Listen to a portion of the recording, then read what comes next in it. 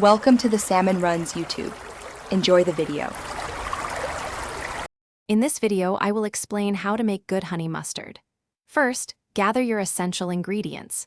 You'll need 2/3 cup of good quality mayonnaise, 1/3 cup of Dijon mustard, and 1/4 cup of honey. Also, have on hand 1 tablespoon of fresh lemon juice and 1/2 teaspoon of apple cider vinegar. A pinch of salt and pepper will complete your ingredient list. Now, let's focus on the perfect ratios for that ideal balance. In your bowl, combine 2/3 cup of mayonnaise with 1/3 cup of Dijon mustard. Next, gently stir in 1/4 cup of honey. This combination forms the creamy, flavorful base.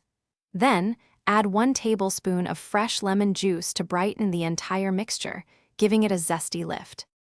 To truly elevate your honey mustard, we'll add a few more key ingredients. Stir in 1/2 teaspoon of apple cider vinegar. This adds a wonderful depth of flavor. Next, season with a pinch of salt and freshly ground black pepper to taste. For those who enjoy a little warmth, a small dash of cayenne pepper can provide a subtle, pleasant kick without overpowering the other flavors. The final step is crucial for perfection. Whisk all the ingredients thoroughly until the mixture is completely smooth and creamy. Ensure there are no lumps and everything is well combined. Taste your honey mustard and adjust any seasonings, like salt or honey, to suit your personal preference. Store your delicious creation in an airtight container in the refrigerator for up to 1 week. Remember to check the description for a link to Little Trees, Black Ice, and other great deals. Thanks for watching.